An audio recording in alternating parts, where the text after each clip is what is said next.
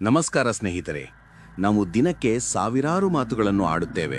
ಕೆಲವೊಮ್ಮೆ ಸಿಟ್ಟಿನಲ್ಲಿ, ಇನ್ನು ಕೆಲವೊಮ್ಮೆ ತಮಾಷೆಗಾಗಿ. ಆದರೆ ನೀವು ಆಡುವ ಪ್ರತಿಯೊಂದು ಮಾತು ಗಾಳಿಯಲ್ಲಿ ಲೀನವಾಗುವುದಿಲ್ಲ. ಅದು ಕೇಳುವವರ ಮನಸ್ಸಿನಲ್ಲಿ ಒಂದು ಆಳವಾದ ಗಾಯ ಅಥವಾ ಒಂದು ದೊಡ್ಡ ಆಸರೆಯಾಗಿ ಉಳಿಯುತ್ತದೆ. ನೀವು ಆಡಿದ ಮಾತು ಮರಳಿ ಪಡೆಯಲು ಸಾಧ್ಯವಿಲ್ಲದ ಬಾಣವಿದ್ದಂತೆ. ಗೌತಮ ಬುದ್ಧ ಅಂದು ಒಂದು ಮಾತು ಹೇಳಿದ್ದರು. ಮಾತು ಎನ್ನುವುದು ಒಂದು ಚಾಕುವಿನಂತೆ. ಅದನ್ನು ನೀವು ಹಣ್ಣು ಕತ್ತರಿಸಿ ಅಂಚಲು ಬಳಸಬಹುದು ಅಥವಾ ಇನ್ನೊಬ್ಬರ ಹೃದಯವನ್ನು ಇರಿಯಲು ಬಳಸಬಹುದು. ನಿಮ್ಮ ನಾಲಿಗೆ ನಿಮ್ಮ ಯಶಸ್ಸಿನ ಏಣಿಯಾಗುತ್ತದೋ ಅಥವಾ ಪತನದ ಹಾದಿಯಾಗುತ್ತದೋ.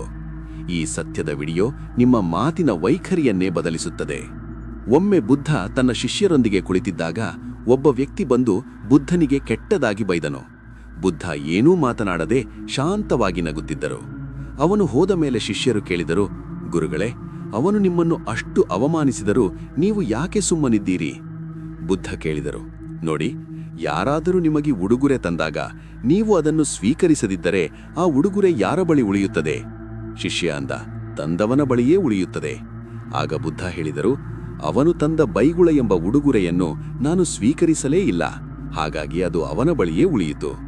ನಿಮ್ಮ ಮಾತುಗಳು ನಿಮ್ಮ ವ್ಯಕ್ತಿತ್ವದ ಪ್ರತಿಬಿಂಬವೇ ಹೊರತು ಎದುರಿನವರದ್ದಲ್ಲ.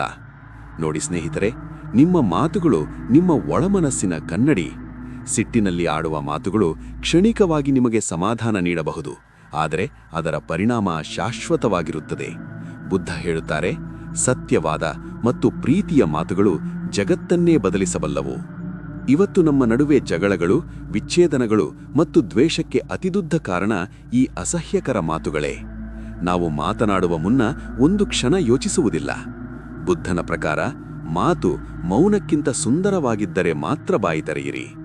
ಸಮಾಜದಲ್ಲಿ ಗೌರವ ಸಿಗುವುದು ನಿಮ್ಮ ಶ್ರೀಮಂತಿಕೆಯಿಂದಲ್ಲ, ನಿಮ್ಮ ಮಾತಿನ ಸಂಸ್ಕಾರದಿಂದ. ಕಹಿಯಾದ ಮಾತುಗಳು ಸಂಬಂಧಗಳನ್ನು ಸುಟ್ಟು ಹಾಕುತ್ತವೆ. ಸಿಹಿಯಾದ ಮಾತುಗಳು ಶತ್ರುವನ್ನು ಮಿತ್ರನನ್ನಾಗಿ ಮಾಡುತ್ತವೆ. ನೀವು ಮಾತನಾಡುವಾಗ ಅದು ಎದುರಿನವರಿಗೆ ಶಕ್ತಿಯನ್ನು ನೀಡಬೇಕೇ ಹೊರತು ಅವರ ಆತ್ಮವಿಶ್ವಾಸವನ್ನು ಕುಗ್ಗಿಸಬಾರದು. ನೆನಪಿಡಿ, ಬಾಯಿಯ ಗಾಯ ಮಾಯಬಹುದು, ಆದರೆ ಮಾತಿನ ಗಾಯ ಮಾಯುವುದಿಲ್ಲ. ಈ ಕಟು ಸತ್ಯವನ್ನು ಅರಗಿಸಿಕೊಳ್ಳಿ. ನಿಮ್ಮ ನಾಲಿಗೆಯನ್ನು ಹತೋಟಿಯಲ್ಲಿಡಿ. ಮಾತು ಕಡಿಮೆ ಇರಲಿ, ಕೆಲಸ ಹೆಚ್ಚಿರಲಿ. ಬುದ್ಧನ ಈ ನೇರವಾದ ಮಾತುಗಳು ನಿಮ್ಮ ಮನಸ್ಸಿಗೆ ತಟ್ಟಿದ್ದರೆ ಇಂದಿನಿಂದಲೇ ಮೃದುವಾಗಿ ಮಾತನಾಡಲು ಶುರು ಮಾಡಿ. ನೀವು ಆಡಿದ ಯಾವ ಮಾತಿಗಾಗಿ ಇವತ್ತಿಗೂ ಪಶ್ಚಾತ್ತಾಪ ಪಡುತ್ತಿದ್ದೀರಿ? ಕಾಮೆಂಟ್ ಮಾಡಿ ತಿಳಿಸಿ.